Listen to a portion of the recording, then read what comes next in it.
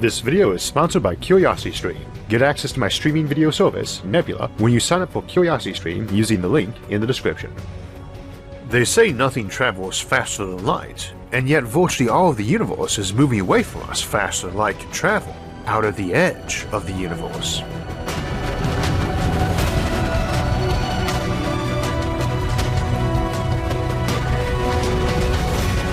So today we are continuing our Faster Than Light series by traveling all the way out to the edge of our universe, and also asking what we mean by edge and how many edges we might actually have.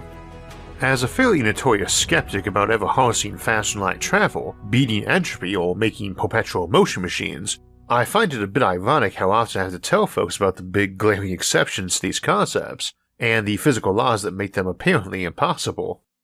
The first law of thermodynamics tells us energy is neither created nor destroyed, that it merely changes in type, with that energy being fundamentally conserved. But energy is not conserved, not in all cases, and we have known that for over a century now, nearly as long as we know the laws of thermodynamics. It is implicit in the Big Bang cosmology that our universe began at some point, with lower entropy than now, and with the same energy as now where none was before. We can say maybe it came from somewhere else, as is sometimes suggested for dark energy, but that just kicks the can down the road and is logically flawed for thermodynamics. Under thermodynamics, entropy is only foreordained to eternally increase in a system if it is a closed system, and the moment you say maybe that matter or energy came from somewhere else, or a prior iteration of the universe, you just said maybe the system is not closed. Which is fine, again it just kicks the can down the road to assuming something beyond our universe, and we're not bothered by kicking cans down the road in science so long as the can arrives where it's supposed to be, which for a lot of theories is apparently a recycling center. So today I want to discuss why physicists don't seem reluctant to tell folks energy is conserved, entropy always increases, and the speed of light cannot be exceeded, when in reality energy is not conserved, entropy does not always increase, and most of the matter in the universe is moving faster than light relative to most observers. Welcome to Science and Futurism with isaacarthur, where we just go ahead, grab our paradoxes by the horns, and embrace them. Alright, let's start by discussing how we currently believe the universe works versus what we thought back when the laws of thermodynamics were getting set in stone. The current interpretation of the Big Bang theory by most folks is that the universe used to be a single point, or erupted from such a point, and expanded to its current size and continues to expand.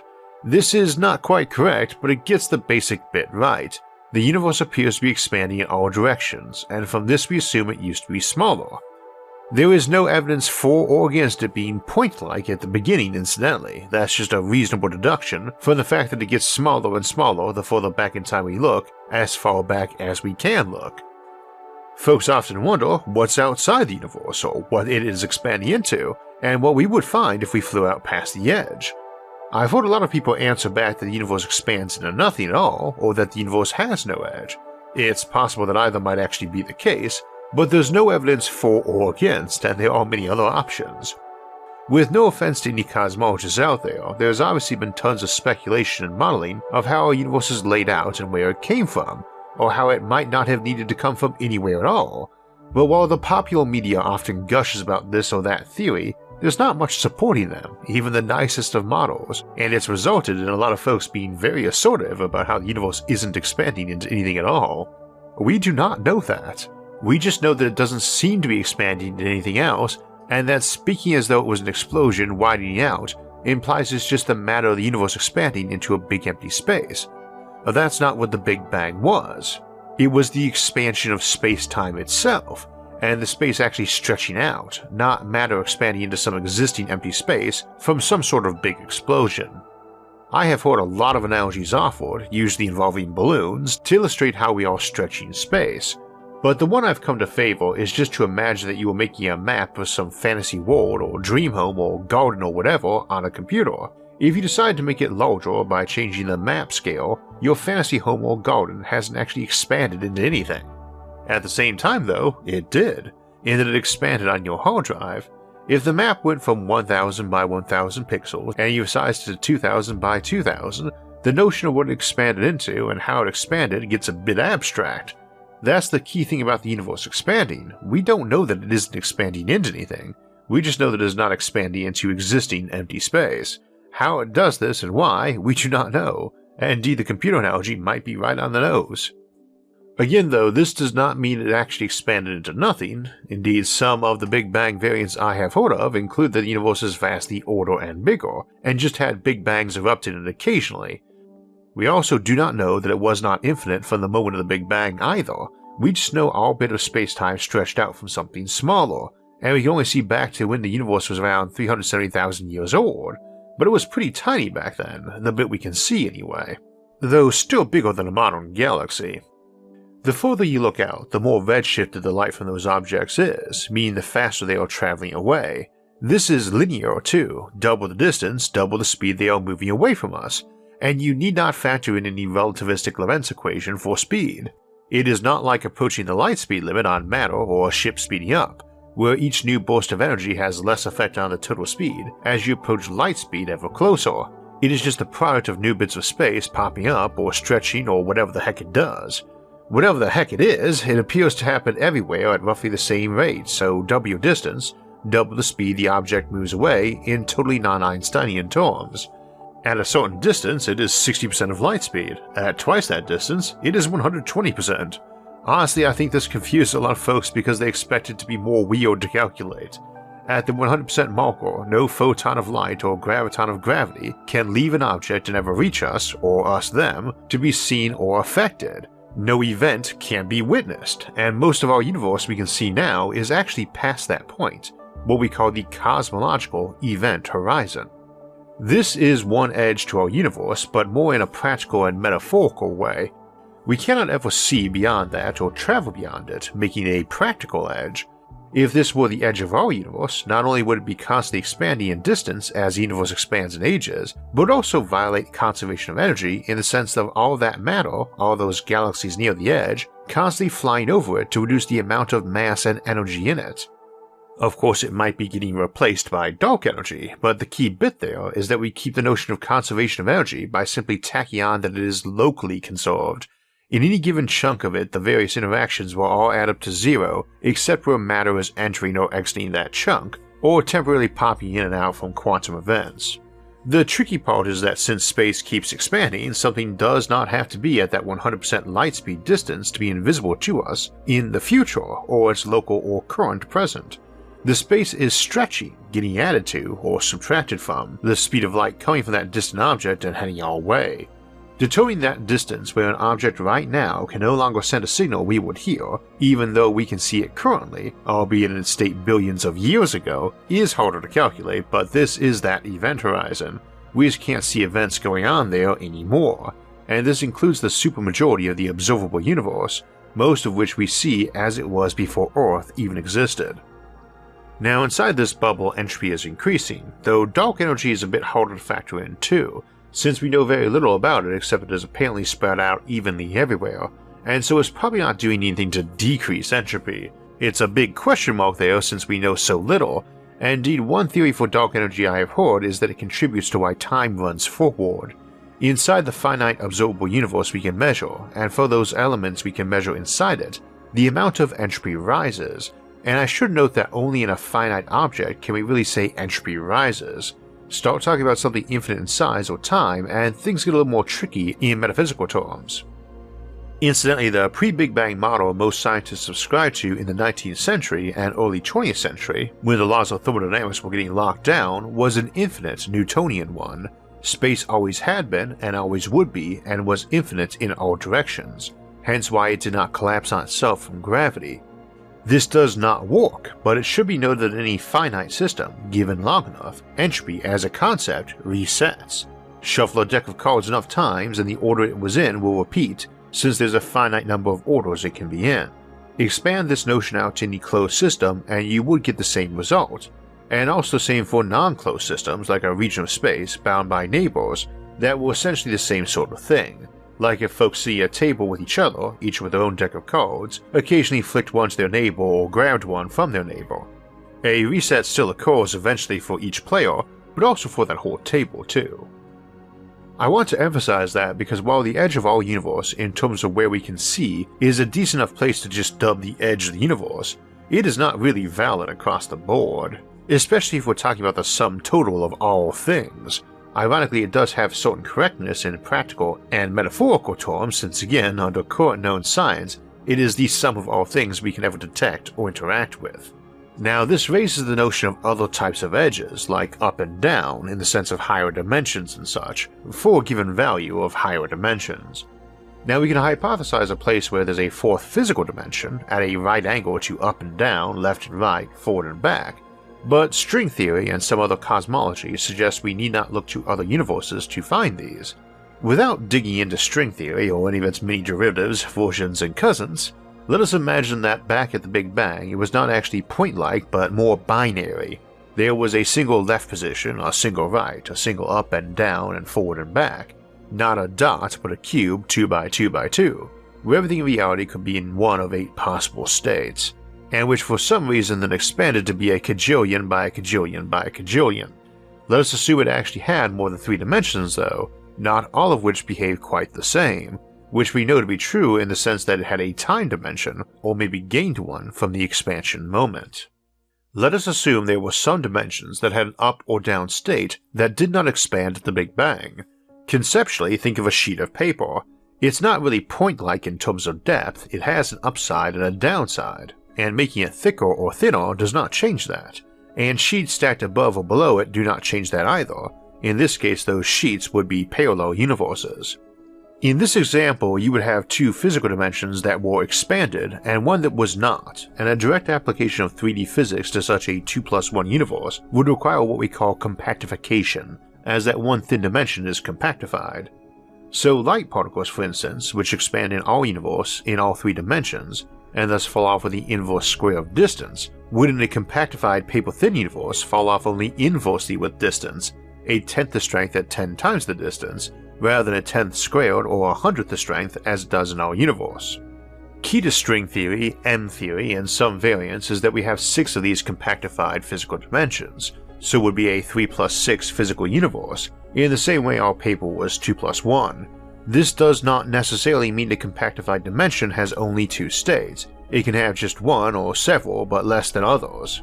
But often that up and down or positive and negative is assumed. 10, 11, and 26 dimensions are popular suggestions for totals, rather than our normally assumed 3 physical and 1 temporal dimension. It is also often assumed these smaller dimensions are ring-like, a tiny little circle. These compactified dimensions, regardless of their specific characteristics, are assumed to be much smaller than even an atomic nucleus, indeed probably smaller to them than they are to our planet. We may do a video on string theory someday, but not today, and we are interested in those extra dimensions because much like a sheet of paper and a stack of them, if we can imagine there's some right angle to reality that our universe is just a single layer or sheet in, then it implies the possibility if you could pop up or down this hyperspace onto another sheet. Hyperspace is a pretty vague term in science fiction, but in math a hyperspace is one with more dimensions than our own, same as we would be to that sheet of paper. In this context, you wouldn't be jumping a spaceship into hyperspace, you would be moving from your universe, or sheet of paper, up or down in hyperspace to a neighboring sheet. You and that sheet already exist in that same hyperspace, same as 2 pages in a book do. You are traveling in hyperspace, but it isn't meant to imply some separate place you jump into, as we often see in science fiction. How you would do this, I have no clue. How does a letter move from one page to the next?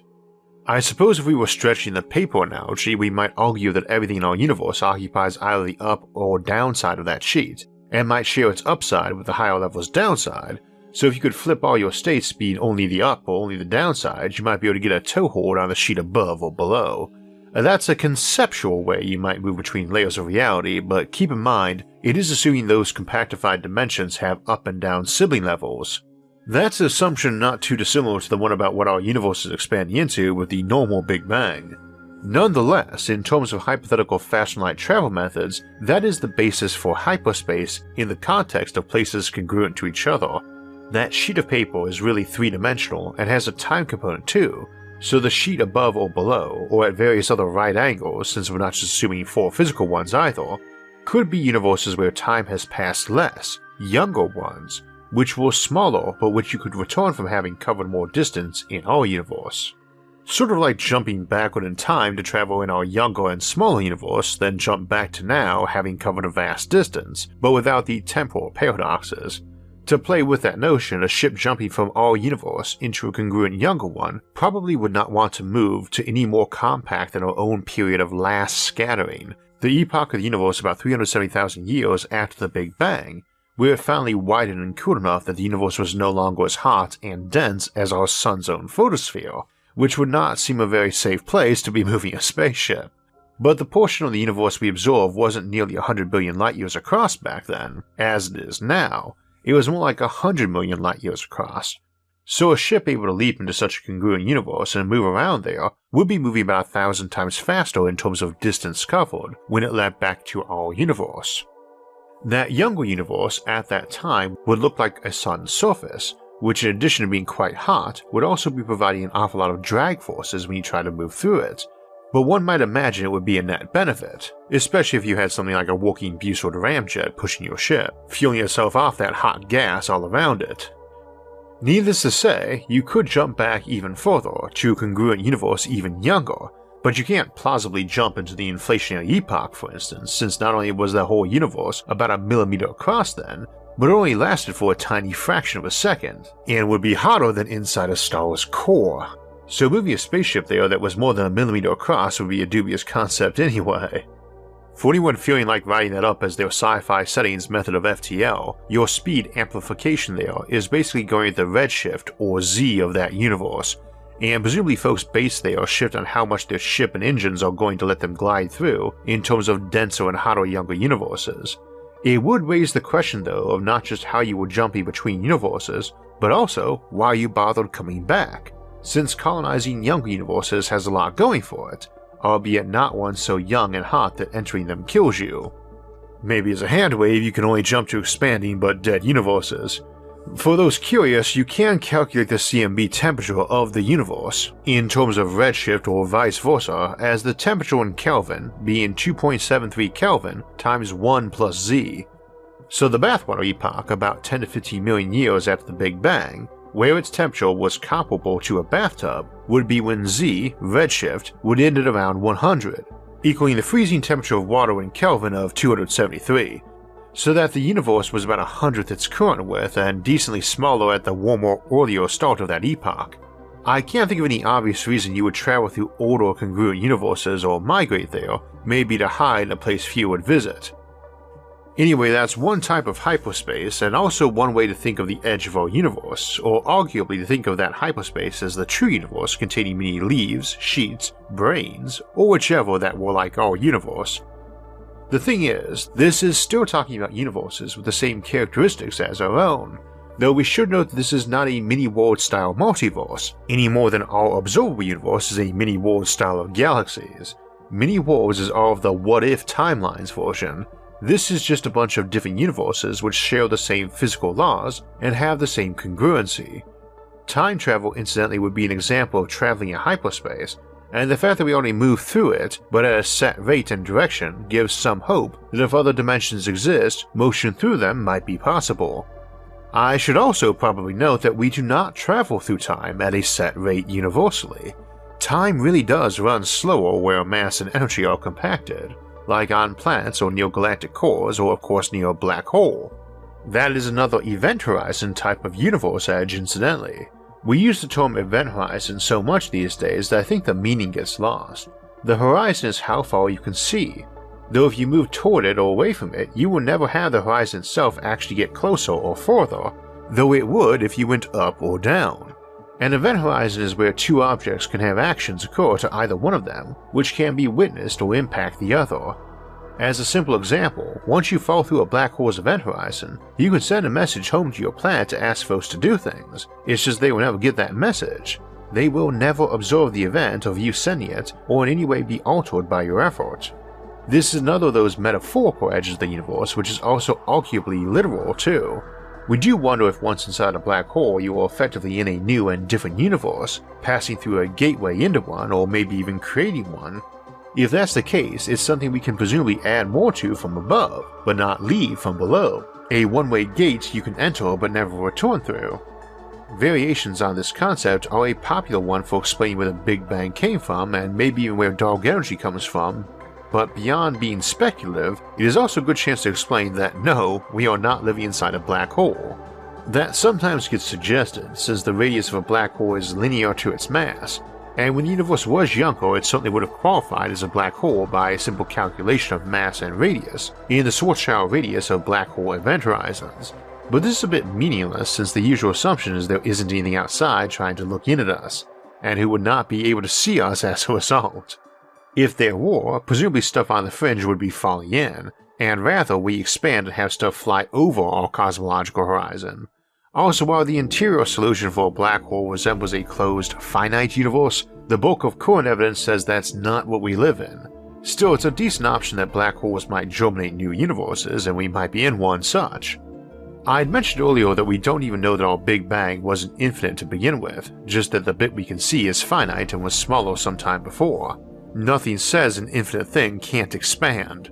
So too, as we discussed with multi-dimensions where some expanded and others did not, things could be infinite in our usual 3 dimensions, but not in other physical dimensions or in time, and thus these might have edges. To use our planet as an example, its surface has no edge, and you can walk around it infinitely, but you can arguably go upward to infinity despite there being an apparent limit of the sky. Nor should we assume we only have one temporal dimension, or that there aren't other dimensions besides space or time. Same as those living on a sheet of paper wouldn't know what the depth of it is, if some other non-spatial or temporal dimension exists, but we only get that infinitely thin slice of them, either because they are super thin or we can only experience a thin slice of them in our chunk of reality, these can be other edges of the universe. So the edge of the universe might be thought of as billions of light years away, but in many ways or in many models it might be so near at hand that our best instruments are incapable of measuring the tiny distances involved, or so far away that we might never step beyond it, at least until we discover how to walk at right angles to reality. I mentioned earlier that we might do an episode on string theory one day, but if you want to find out more about it without waiting on me, Curious Minds has an excellent 2-episode look at string theory over on Curiosity Stream. Also, while producing the episode, which is essentially our FTL series episode on Hyperspace, I felt we didn't look at all the implications to the Fermi paradox, the big question of where all the aliens are, and it's also a topic I forgot to cover in our Fermi paradox multiverse episode a few months back. So we'll take a few minutes to discuss that as an extended edition of today's episode over on Nebula. Interesting feedback loop there too. I write the episode scripts months in advance but make the video a week or two out, and there's almost always some topic I think I'd wished I'd discussed more in the episode, so we do the extended edition, and half the time I write those I want to expand them into full episodes of their own later on. If you didn't know, Nebula is our streaming service full of awesome content from STEM creators like Real Engineering, Mustard, Answers with Joe, MKBHD, Renee Ritchie, and a bunch of others. It's designed to give creators more freedom than other platforms, and our episodes of the show appear early and ad-free on Nebula, and we have some extended editions too, as well as some Nebula exclusives like our Coexistence with Aliens series. Now you can subscribe to Nebula all by itself, but we've also partnered up with Curiosity Stream, the home of thousands of great educational videos, to offer Nebula for free as a bonus if you sign up for Curiosity Stream using a link in our episode description.